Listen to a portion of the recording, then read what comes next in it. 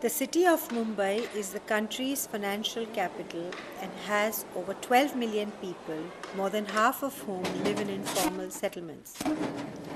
Almost 4/5 of the residents of this city use the suburban trains as their main source of transportation.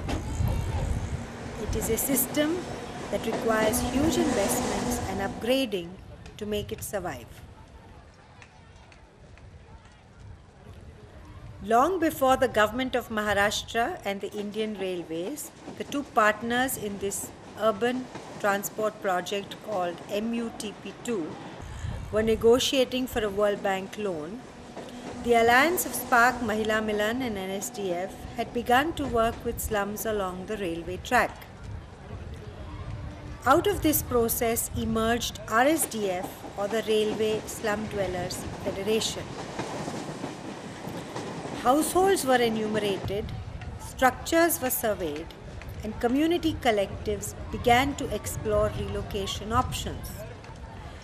None of these households wanted to live so close to the railway track if there was some other option available to them.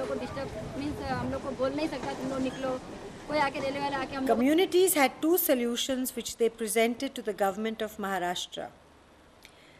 Ready and available constructed tenements which the project could purchase, and the second was transit housing that could quickly be constructed so that houses could move away from the railway track. In a convention at the location of these houses that they liked in Mankur, in a gathering at the location of the houses they wanted the government to procure for them, NSDF hosted a convention of all those to be relocated and invited the government of Maharashtra officials to whom this solution was presented. While these discussions were going on, the Indian Railways took a unilateral decision to undertake a demolition drive. Over 2,000 households that were scheduled to be relocated found that their structures were demolished. This should have broken the negotiations between the government and the communities. It should have destroyed the relationship of trust that was beginning to be formed between the project and the community. But this solution again came from the residents of the demolished houses. Start relocation now, they told the government.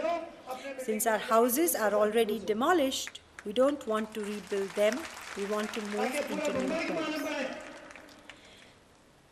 The Maharashtra government expedited the process of tenement purchases and with great celebration handed over keys to all the households.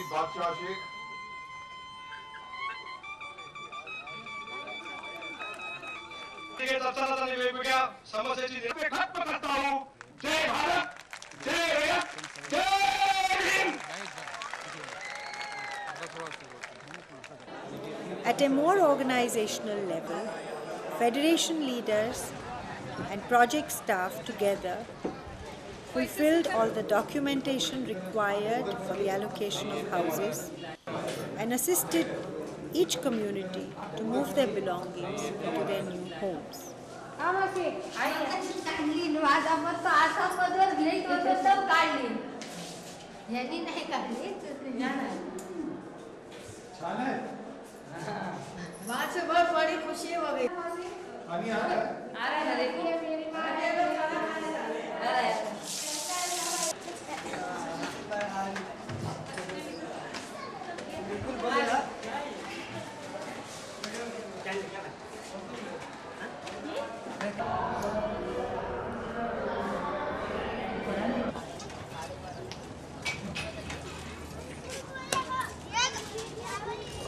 Since the tenements within these buildings were not enough, and there were still many more households to be relocated, the second option of transit housing was initiated. Over 2,500 houses were quickly constructed by the Federation, and people began to move into these houses as they got ready. This was the phase started by the crisis. When it was over, these very same procedures got repeated more efficiently, more meticulously 6 months later. This time, the location for more houses and transit accommodation were in Wadala, another area suitable to the communities. People from different areas came as societies and again completed their documentation.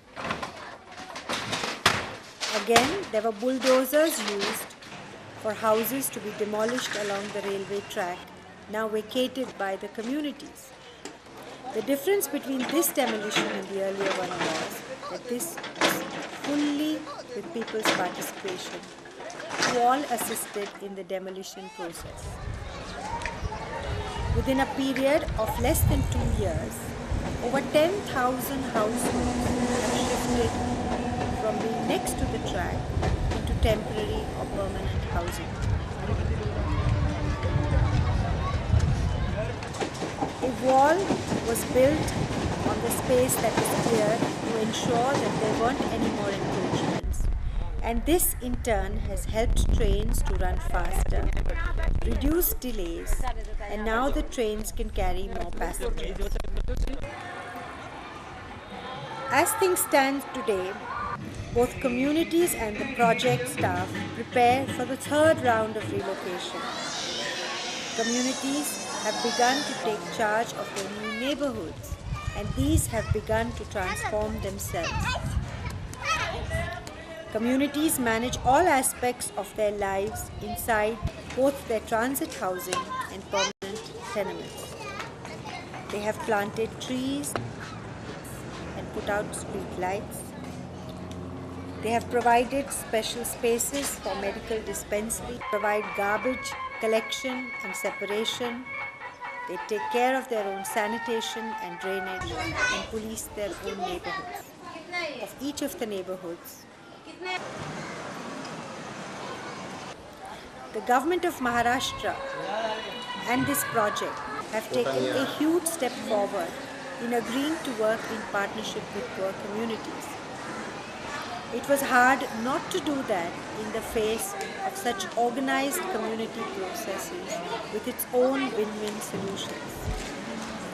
And although there is much to do, it is the partnership that many from all over the country and over the world come to see, because only seeing is believing.